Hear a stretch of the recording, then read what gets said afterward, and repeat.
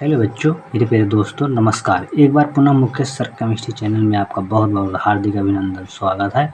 आज class 12th का chemistry पढ़ने वाले दोस्तों, जो कि परीक्षा की दृष्टि से बहुत ही इम्पोर्टेंट क्वेश्चन है, जो कि ये क्वेश्चन बार बार परीक्षा में आता ही है, इसलिए हम इसको आज अच्छी तरह से पढ़ते हैं। तो परीक्षा में प्रश्न कैसे आते हैं, आपके कोटि व अनुसंख्यता में अंतर लिखिए, ऐसे प्रश्न आ जाते हैं जिसको आप चुटकियों में आप इसको लिख सकते हैं। आप इसको अच्छी तरह से स्टडी करें। क्या है अभिक्रिया कोटि और संख्यता में अंतर। अभिक्रिया कोटि को देखते हैं। अभिकारक के अणुओं की वह संख्या जिनकी सांद्रता परिवर्तन से अभिक्रिया की दर निर्धारित होती है, अभिक्रिया कोटि कहलाती है। क्या कह रहा है दोस्तों, अभिकारक के अणुओं की वह संख्या। अभिकारक क्या है, जिसमें कोई पदार्थ भाग लेता है, ठीक है ना, अभिकारक कहलाता है। तो कोई अभिक्रिया में जो पदार्थ भाग लेता है वह अभिकारक कहलाता है, ठीक ना। तो अभिकारक के अणुओं की वह संख्या जिनकी सांद्रता परिवर्तन से, मतलब अभिकारक के अणुओं की सांद्रता का परिवर्तन कर दिया जाए तो अभिक्रिया की दर निर्धारित होती है, अभिक्रिया की कोटि कहलाती है, ठीक है ना। इसको समझ गए। और अनुसंख्यता किसी अभिक्रिया में भाग लेने वाले अभिकारक के अणुओं की संख्या का योग अनुसंख्यता कहलाता है। मतलब अभिक्रिया में कितने भाग ले रहे हैं, भाग लेने वाले अणुओं की संख्या, मतलब कि अभिक्रिया में भाग लेने वाले अभिकारक के अणुओं की संख्या को क्या कहा जाता है, अनुसंख्यता कहा जाता है, ठीक है ना। मतलब अभिक्रिया हो रही है तो उसमें कितने पदार्थ भाग ले रहे हैं। जैसे अगर अमोनिया बनाना है तो कितने पदार्थ अमोनिया में, कितने तत्व परमाणु भाग लेते हैं, ये नाइट्रोजन और हाइड्रोजन, ठीक है ना, ये दोनों तत्व भाग लेते हैं। कितने कितने अणु, N2 3H2 भाग लेते हैं तो 2NH3 बनता है, ठीक है ना। तो किसी अभिक्रिया में भाग लेने वाले अभिकारक के अणुओं की कुल संख्या का योग क्या कहलाता है, अनुसंख्यता कहलाता है, ठीक है ना, समझ गए।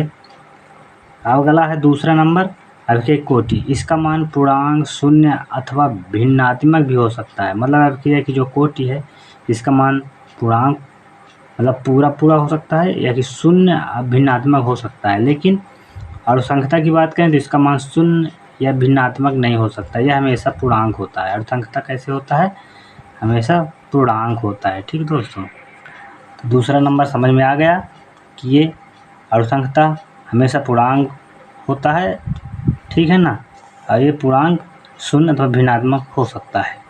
अगला नंबर है अभिक्रिया की कोटि। इसे प्रयोग द्वारा ज्ञात किया जाता है, इसे प्रयोग द्वारा ज्ञात किया जा सकता है, ठीक है ना। लेकिन इसको, अनुसंख्यता को, यह केवल सैद्धांतिक पद है, यह सैद्धांतिक पद है अनुसंख्यता। लेकिन अभिक्रिया कोटि क्या है, इसे प्रयोग द्वारा ज्ञात किया जा सकता है, और अनुसंख्यता यह केवल सैद्धांतिक पद है। अगला नंबर,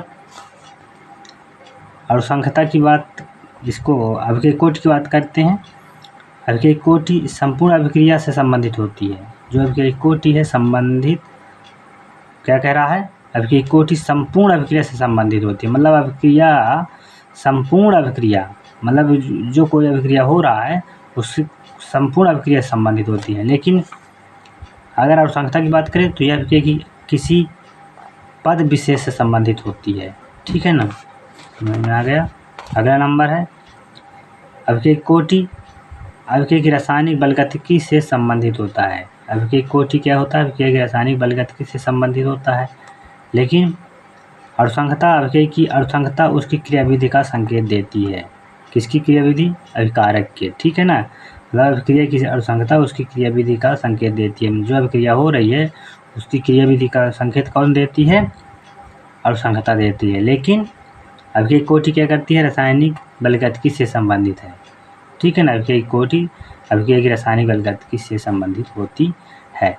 तो इस प्रकार दोस्तों ये 5 अंतर है। 5 अंतर में आपको ये 5 अंतर बनना ही चाहिए। आई होप दोस्तों आपको समझ में अच्छी तरह से आ गया होगा। इसको आप लिखकर नोट्स में और तैयार कीजिए, क्योंकि ये परीक्षा में आने वाला ही है। उम्मीद है कि समझ में आ गया होगा दोस्तों। इसको कमेंट के माध्यम से ज़रूर बताएं और लिख कर याद ज़रूर कर लें। Thank you all student.